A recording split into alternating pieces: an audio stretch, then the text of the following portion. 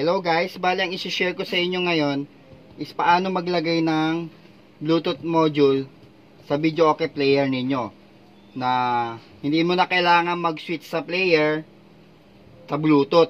Pwede na magsabay yung microphone. Kung halimbawa gusto mong kumanta sa Bluetooth, i-on mo lang yung Bluetooth, ganyan, pwedeng magsabay yung Bluetooth tsaka yung player na tumunog. Kaya hindi mo na kailangan mag-switch. Kung halimbawa gusto mong kumanta sa via Bluetooth, hindi mo na kailangan i-switch yung audio niya sa amplifier. Ngayon, ang ginawa ko bali dito, ang ginawa ko dito, paano ko nilagay siya na hindi hihina yung signal ng Bluetooth at hindi rin hihina yung signal ng player. Kasi kung ang gagawin mo is pagsasamahin mo yung signal audio ng Bluetooth sa player, lalagay mo doon sa likod ng input ng video okay na RCA input na DVD, maghahati sila nag-aagawan ng signal. Kaya ang ginawa ko, itong Bluetooth module na to, ginawan ko siya ng audio input sa mic input ng ampli. Doon nakalagay yung mic input ng ampli.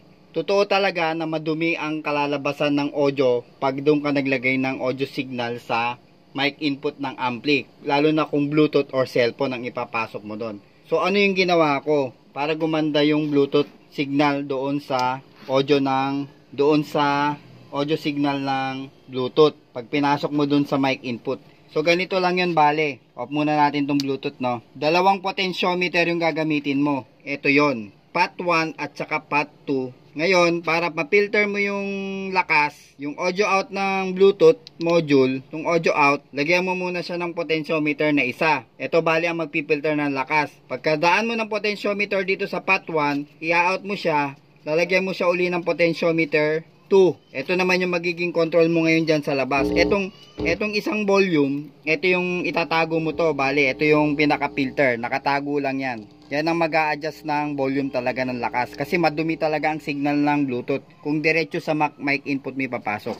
So, ito bali yun. Potentiometer 1, tapos potentiometer 2. Tapos itong isang linya na to, ito na yung mic input papunta sa ampli. Ito yon. So, yung sa potentiometer 2, dito na siya pumasok sa mic input. Tapos yung volume niya, ayan, nasa 12 to 1 o'clock lang.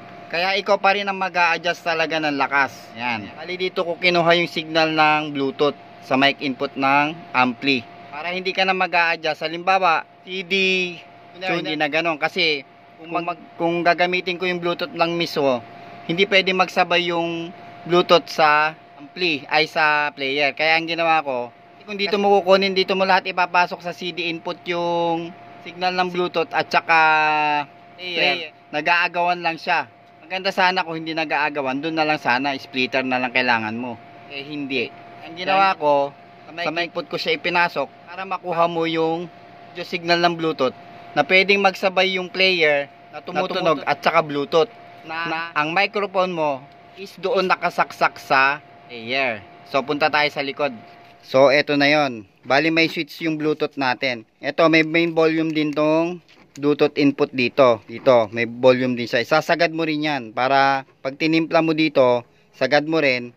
Saka ka maghihina dito sa isang potentiometer. Bali dalawang potentiometer lang ginamit ko. Ito yung audio out signal ng Bluetooth. Nilagyan ko siya ng filter potentiometer para ito yung mag-a-adjust ng lakas. Ito kasi ang sasakal dun sa lakas ng Bluetooth.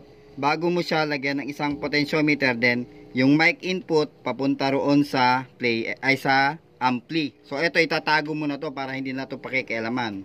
So ito lang, babalansehin mo na lang yung lakas ng Bluetooth module mo dito tsaka dito. So ito ang volume ko dito, mga nasa 1/4 to 1/2 lang to itong potentiometer na to. Ngayon lalagyan mo rin ng switch. Ito yon, yung switch papunta sa adapter. Ito 12 volts dito.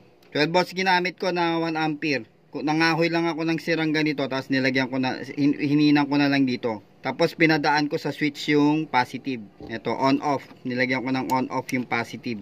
Pwede naman gusto mo rekta o kaya lang mas maganda lagyan mo siya ng switch. Ayan. So para hindi na ako magsisira ng adapter, yun na lang. May nabibili naman na ganito. Kung may mabibili ka dyan sa electronics, yan na lang, hinangin mo na lang. So yun lang yung pinaka-sistema niya. Bluetooth module, audio out, mono po ito, mono, pinagsama ko yung left and right, tapos yung ground, nakahiwalay. Yan, papasok sa potentiometer 1, padaan sa potentiometer 2, yung pinaka magiging main volume mo. Then, out ng potentiometer 2, papunta dun sa mic in ng player. Bali, ganun lang po yun. Bali, wala naman po siyang sikreto. Kaya lang, ito lang, ginawan ko siya ng paraan para maganda yung audio signal mo. So, pwede magsabay yan. Pwede ka mag-player. 2, 3, 4. Ayan, halimbawa, mag-play tayo dyan.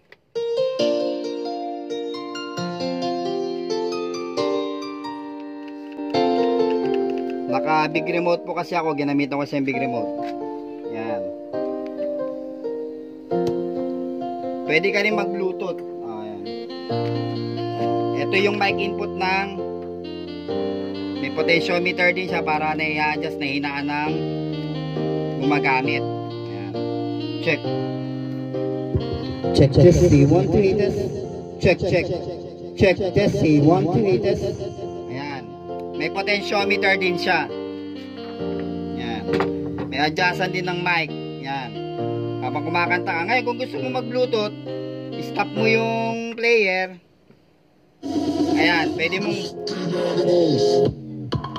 kang kaya, no? Check. Check, check, check. Ayan. Check, testing, 1, 2. Pwede ka naka-bluetooth na kumakanta. Kung wala pa yung kanta mo dito sa player, pwedeng i-bluetooth mo na lang. Doon na lang sila kakanta sa monitor nila ng bluetooth. So, i-off ko na muna tong bluetooth. So, pwede siyang magsabay. Pwede kang naka-bluetooth kumanta. Pwedeng naka-player ka kumanta. Ito lang yon. Kailangan meron ka lang filter na. So, hanggang dito na lang guys. Sana na-gets nyo. Basta ito lang naman yun. Wala na may ibang sikreto. Nilagyan ko lang siya ng filter na potentiometer para hindi gagaralgal yung tunog niya. Sige, thanks.